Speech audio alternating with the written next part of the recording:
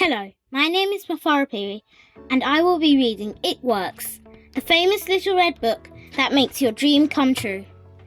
Written by R.H. Jarrett. This book is dedicated to you and the souls seeking to improve their condition in life. The man who wrote this book is highly successful and widely known for his generosity and helpful spirit.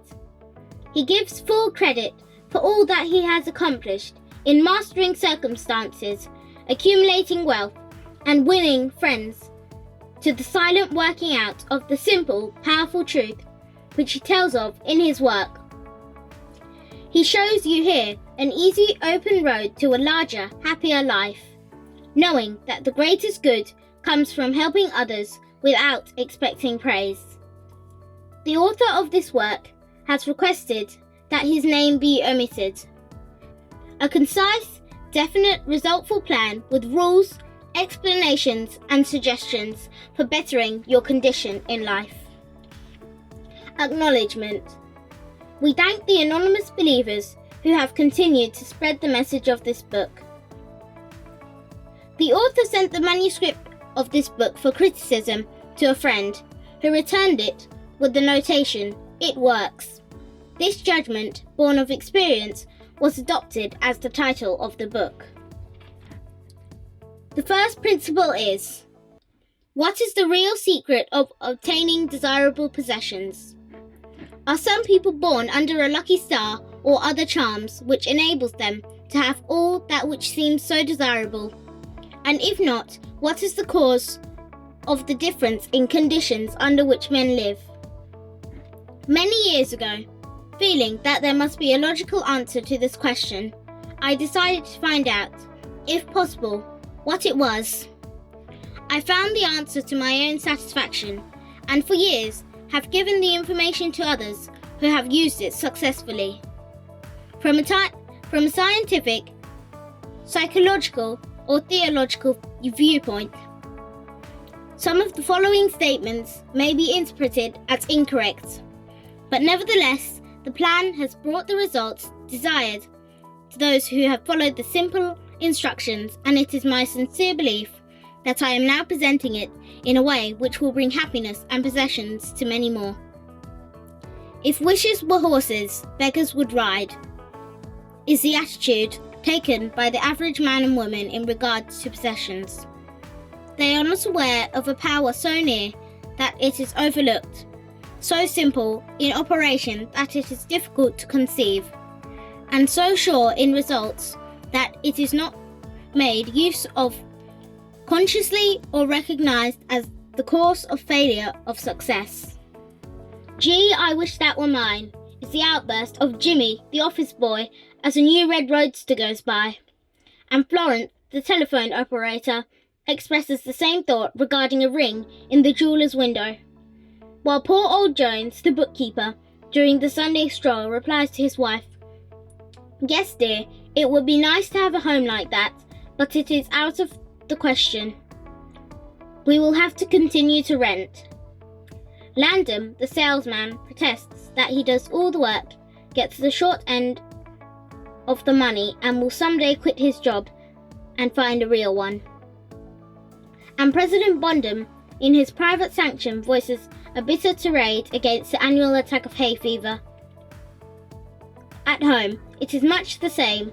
Last evening, father declared that daughter Mabel was headed straight for disaster, and today, mother's allowance problem and other trying affairs fade into insignificance as she exclaims, "This is the last straw. Robert's schoolteacher wants to see me this afternoon. His reports are terrible, but I'm late for bridge now.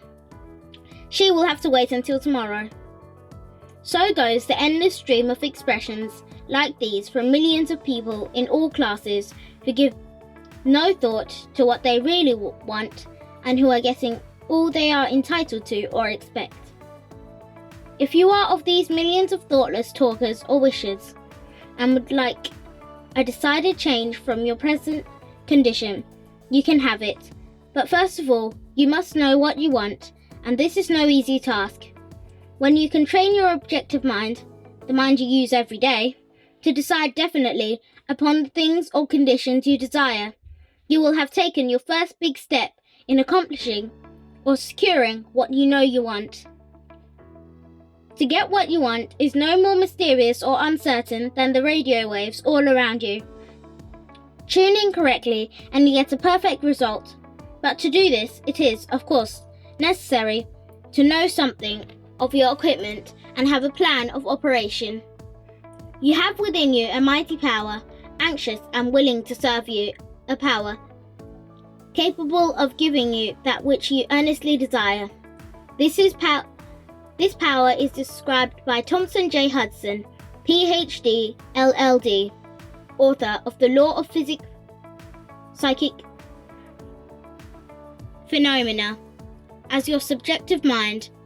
Other learned writers use different names and terms, but all agree that it is omnipotent. Therefore, I call this power Emmanuel, God in us. Regardless of the name of the great power or the conscious admission of a God, the power is capable and willing to carry to a complete and perfect conclusion very earnest desire of your objective mind. But you must be really in earnest about what you want. Occasional wishing or half-hearted wanting does not form a perfect connection or communication with your omnipotent power. You must be in earnest, sincerely and truthfully desiring certain conditions or things, mental, physical, or spiritual. Your objective mind and will are so vacillating that you usually only wish for things, and the wonderful capable power within you does not function. Most wishes are simply vocal expressions. Jimmy the office boy gave no thought of possessing the red roadster. Landon the salesman was not thinking of any job or even thinking at all. President Bondum knew he had hay fever and was expecting it. Father's business was quite successful, and Mother had no doubt brought home first prize from the bridge party that day. But they had no fixed idea of what they really wanted their children to accomplish, and were actually helping to bring about the unhappy conditions which existed. If you are in earnest about changing your present condition, here is a concise, definite, resultful plan with rules, explanations, and suggestions. The next principle is the plan. The plan. Write down on paper, in order of their importance, the things and conditions you really want. Do not be afraid of wanting too much. Go to the limit in writing down your wants. Change the list daily, adding to or taking from it, until you have it about right. Do not be discouraged on account of changes, as this is natural. There will always be changes and additions with accomplishments and increasing desires. 3 positive rules of accomplishment. Read the list of what you want 3 times each day, morning, noon, and night. Think of what you want as often as possible. Do not talk to anyone about your plan except to the great power within you, which will unfold to your objective mind the method of accomplishment. It is obvious that you cannot acquire faith at the start. Some of your desires, from all practical reasoning, may seem positively unattainable, but nevertheless, write them down on your list in their proper place of importance to you. There is no need to analyze how this power within you is going to accomplish your desires. Such a procedure is as unnecessary as trying to figure out why a grain of corn placed in fertile soil shoots up a green stalk, blossoms, and produces an ear of corn containing hundreds of grains, each capable of doing what the one grain did. If you will follow this definite plan and carry out 3 simple rules, the method of accomplishment will unfold quite as mysteriously as the ear of corn appears on the stalk, and in most cases, much sooner than you expect. When new desires deserving position at or about the top of your list come to you, then you may rest assured you are progressing correctly. Removing from your list items which at first you thought you wanted is another sure indication of progress. It is natural to be skeptical and have doubts, distrust and questionings. But when these thoughts arise, get out your list, read it over, or if you have it memorized, talk to your inner self about your desires until the doubts that interfere with your progress are gone. Remember, nothing can prevent your having that which you earnestly desire. Others have these things, why not you? The omnipotent power within you does not enter into any controversial argument. It is waiting and willing to serve when you are ready. But your objective mind is so susceptible to suggestion that it is almost impossible to make any satisfactory progress when surrounded by skeptics. Therefore, choose your friends carefully and associate with people who now have some of the things you really want. But do not discuss your method of accomplishment with them. Put down on your list of wants such material things as money, home, automobile, or whatever it may be. But do not stop there. Be more definite. If you want an automobile, decide what kind, style, price, colour, and all the other details, including when you want it. If you want a home, plan the structure, brands, and furnishings. Decide on location and cost. If you want money, write down the amount. If you want to break a record in your business, put it down. It may be a sales record. If so, write out the total, the date required, then the number of items you must sell to make it. Also, list your prospects and put after each name the sum expected. This may seem very foolish at first, but you can never realize your desires if you do not know positively and in detail what you want and when you want it. If you cannot decide this, you are not in earnest. You must be definite, and when you are, results will be surprising and almost unbelievable. A natural and ancient enemy will no doubt appear when you get your first taste of accomplishment. This enemy is discredit, in form of such thoughts as, it can't be possible, it just happened to be, what a remarkable coincidence. When such thoughts occur, give thanks and assert credit to your omnipotent power for the accomplishment. By doing this, you gain assurance and more accomplishment, and in time, prove to yourself that there is a law which actually works at all times, when you are in tune with it. Sincere and earnest thanks cannot be given without gratitude, and it is impossible to be thankful and grateful without being happy. Therefore, when you are thanking your greatest and best friend, your omnipotent power, for the gifts received, do so with all your soul, and let it be reflected in your face. The power and what it does is beyond understanding. Do not try to understand it, but accept the accomplishment with thankfulness, happiness, and strengthened faith.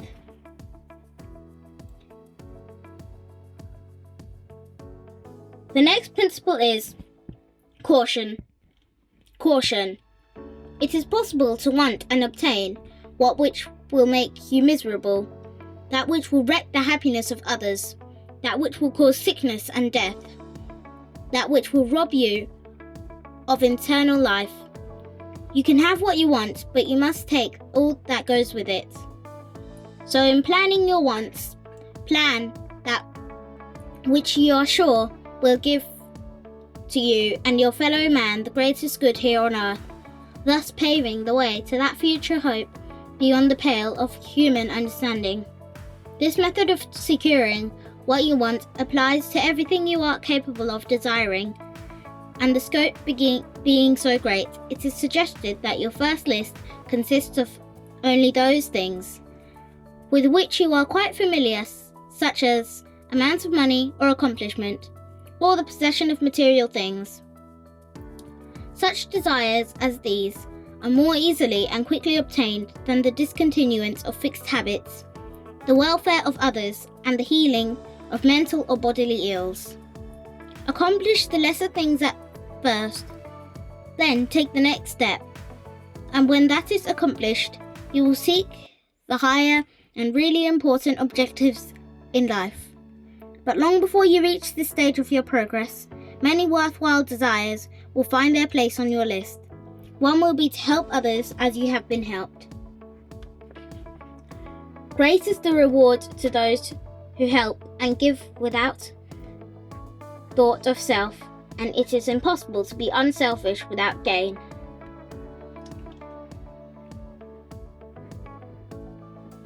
In conclusion, a short while ago, Dr. Emile Coe came to this country and showed thousands of people how to help themselves. Thousands of others spoofed at the idea, refused his assistance, and are today where they were before his visit. So with the statements and plan presented to you now, you can reject or accept. You can remain as you are or have anything you want. The choice is yours. But God grant that you may find in this short volume the inspiration to choose aright. Follow the plan and thereby obtain as the inspiration to choose aright. Follow so many others have all things, whatever they may be, that you desire. Read the entire book over again and again and then again. Memorize the 3 simple rules. Test them now on what you want most this minute. This book could have extended easily over 350 pages, but it has been deliberately shortened to make it as easy as possible for you to read, understand, and use. Will you try it?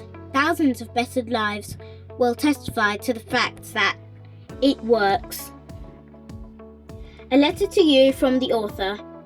Dear reader, the great possessions of life are all gifts mysteriously bestowed.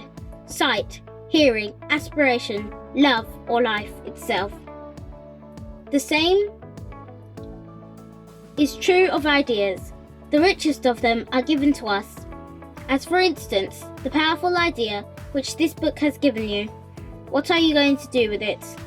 Are you surprised when I tell you the most profitable thing you can do is to give it away? You can do this in an easy and practical way by having this book sent to those who you know who need it. In this way, you can help in the distribution of this worthwhile effort to make the lives of others better and happier. You know people who are standing still or who are worried and discouraged. This is your chance to help them help themselves. If you withhold this book from them, you will lose the conscious satisfaction that comes from doing good. If you see that they get this book, then you put yourself in line with the law of life, which says, you get by giving, and you may rightly expect prosperity and achievement. At the very least, you will have the inner sense of having done a good deed with no hope of being openly thanked, and your reward will come secretly in added power and larger life. The author.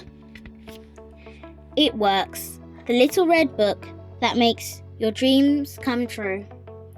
Written by R.H. Jarrett, read by Mafaro.